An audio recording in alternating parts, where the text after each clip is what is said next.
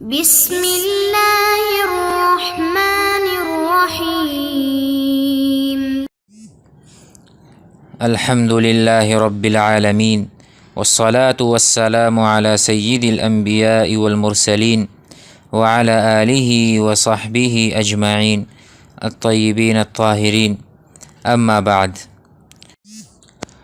محترم سامعین، زبان و بیان اللہ تعالیٰ کی عظیم نعمتوں میں سے ہیں، کیونکہ ان کے ذریعے ہم دوسروں کے خیالات کو سمجھتے ہیں اور اپنے خیالات دوسروں تک پہنچاتے ہیں۔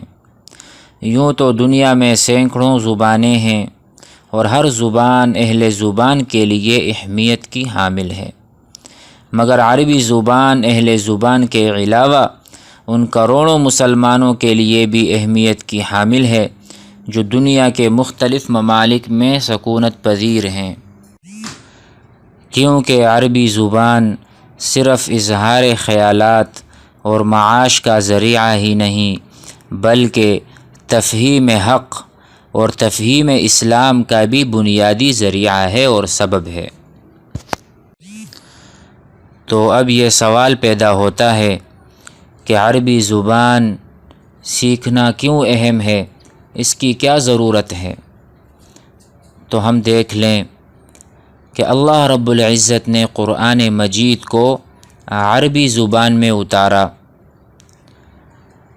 یہ عربی کی اہمیت کو بتاتا ہے، تو اس کی کتنی بڑی قدر ہے اللہ کے ہاں کہ جب قرآن مجید کے لیے عربی زبان کا انتخاب کیا گیا، اس کی کیا وجہ ہے؟ اور دوسری بات کہ آدم علیہ السلام جو دنیا کے سب سے پہلے انسان ہیں، وہ عربی زبان بولتے تھے، اور افضل الانبیاء علیہم السلام بھی عربی زبان اور عرب میں مبعوث ہوئے۔ جب اللہ رب العزت نے قرآن مجید کے لیے عربی زبان کا انتخاب کیا تو یقیناً یہ تمام زبانوں میں افضل زبان ہوگی، مگر آج کے دور میں مسلمان اس کی اہمیت سے ناآشنا ہیں، حالانکہ اسلام کی صحیح تفہیم و سمجھ اسی زبان پر موقوف ہے۔ اب یہ سوال پیدا ہوتا ہے کہ کیسے دین کا سمجھنا عربی زبان کے سمجھنے پر موقوف ہے؟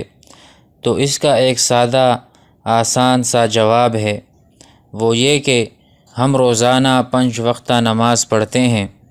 کیا ہمیں معلوم ہے کہ ہم کیا پڑھ رہے ہوتے ہیں؟ کیا ہم سمجھتے ہیں عربی میں ہم کیا گفتگو کر رہے ہیں، اللہ تعالیٰ کو ہم کیا سنا رہے ہیں؟ اسی طرح ہم تلاوت کرتے ہیں، کیا جو کچھ ہم پڑھ رہے ہیں ہمیں سمجھ آتا ہے یا نہیں آتا؟ تو میرے محترم سامعین، اب عربی کا صحیح سلیقہ اس وقت تک نہیں آئے گا جب تک ہم عربی کو نہ سیکھیں۔ جب ہم عربی کو سیکھیں گے، سمجھیں گے اور عربی تکلم اور اس کی پریکٹس کریں گے تو ہماری عربی دن بدن پختہ ہو جائے گی، اور اگر ہمیں قرآن کی روح کو سمجھنا ہے تو ہمیں یہ قدم اٹھانا ہوگا اور عربی سیکھنی ہوگی، سمجھنی ہوگی اور عربی زبان میں تکلم کرنا ہوگا۔